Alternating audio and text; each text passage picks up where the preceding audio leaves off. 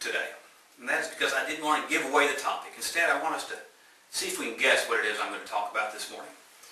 So I'm going to start by giving you my first clue.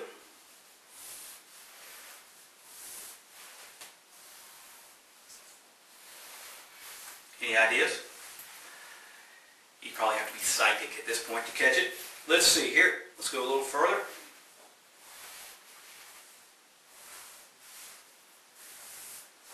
Oh yes, drawing in front of the crowd. There we go. Any ideas? I bet somebody's thinking it. Alright, today's topic is a phrase. It's a phrase that, in one sense of the word, or one sense of the phrase, can go here. But in another sense, it might go up here, or over here. That's right. It's outside the box. In fact, see, the term outside the box has become used so often that in that sense, it's become a common phrase. But we all know what it implies. An idea that might fall here. Alright, so what is so difficult? One thing we know about thinking outside the box, or I'd like to state here, is that it's much easier said than done. In fact, that's a cliche. Easier said than done.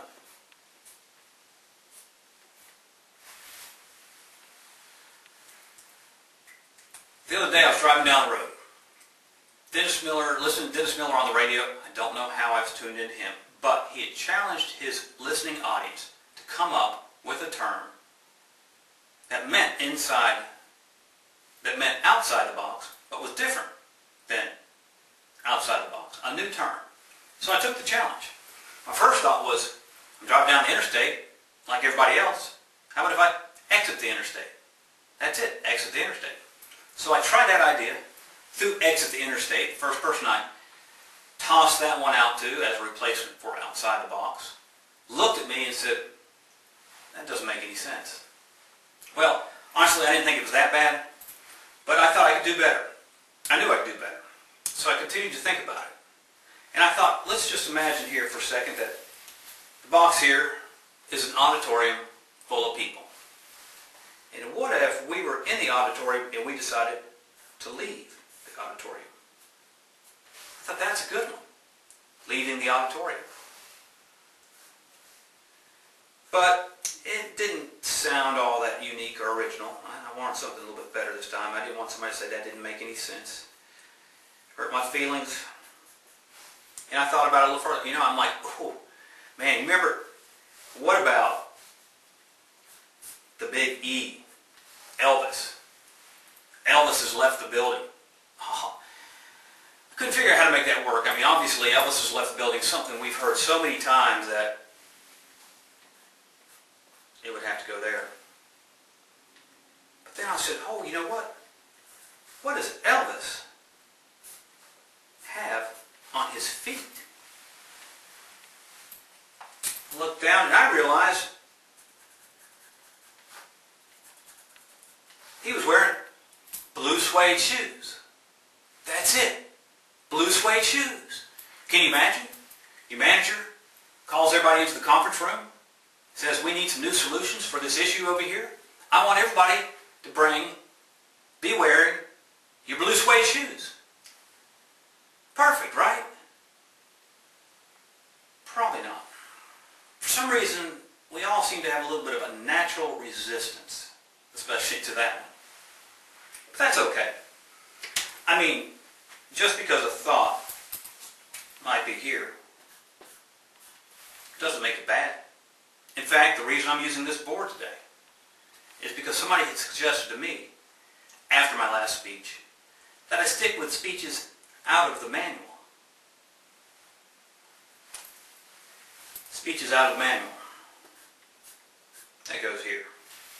But I went to, the idea was I can complete my manual. So I went to my manual looking for a speech, and I found one that said, getting comfortable with visual aids. Now, I didn't want to do that one earlier because I didn't think the PowerPoint, the screen, the camera, there's a little too much opportunity for technical difficulties. But then I saw it's not a crime to be thinking or use an idea that's inside the box. However, what I think is close to being a crime is whenever we are part of the lid that keeps people's thinking inside the box. Has anybody out there ever had somebody younger than them help them figure out something on the computer? Right, exactly. For those who didn't just see that, anybody who is 40 years old and up, pretty much every one of them just raised their hand. Plus there were some others. Now why is it that folks that are younger seem to be so good at the computer? Now I'm working on the premise, by the way, that on average at least 80% of what anybody knows, as far as getting around on the computer is concerned, is self-taught. Kids can do it. Some people say it's because they grew up with computers. I've heard people say kids are smarter today. I talk to people all the time who feel that their kids are smarter than they were when they were that age. And I kind of like that. After all, the fact that they've been raised on computers, I'm thinking to myself, I've been around computers just as long as they have. But I start to think about it a little bit more, and I realized when kids are born, their mindset has got to be way out here. I mean, way out here. Way over here. Little by little by little, the more they learn, the more they're taught by the outside world, the more their thinking becomes more like this.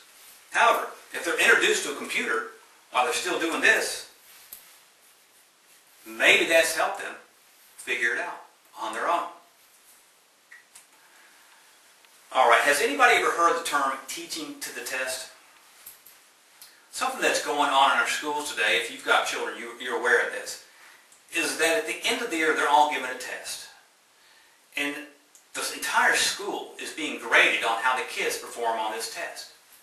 And so what's happening is teachers are being given this much information that needs to be taught to these kids in about this much time, forcing the teachers to cram this information into their heads. There's really no time for the children to learn it, to fully absorb it. Now, I was where the keynote speaker was discussing how this was affecting the way children are thinking today. And he said that what happens is when a teacher asks a question, a child throws their hand up because they think they figured out the answer. They throw up their hand, it's not the answer the teacher was looking for, and they're told no. The next time the teacher asks a question, oh, they're going to think a little bit harder. They've got a great answer for this one. They throw their hand up. The teacher says, no, that's not it. Eventually the kid begins to realize that if they want to be able to raise their hand and get the right answer, they're going to have to know it before they raise their hand. It's not they need to know this beforehand, have that information. They can't be out there trying to figure it out or think. Now, this same keynote speaker was talking about the kids that are graduating, corporations that are hiring kids right out of college. They said with the highest GPA, doing great, they come into work, we give them a task, and they do fabulous. They knock it out. Nothing to it. But if we walk away and they finish this task, we come back and we often find them standing around. In fact, we find that they have a very hard time figuring out what to do next, how to do things on their own. It's kind of a disturbing trend, especially when you consider the fact that we know these kids were born being able to figure things out on their own. Yet our education system seems to be pumping them out that they can't think. And personally, I think it's a tragedy. You know, Einstein once said that imagination is more important than knowledge.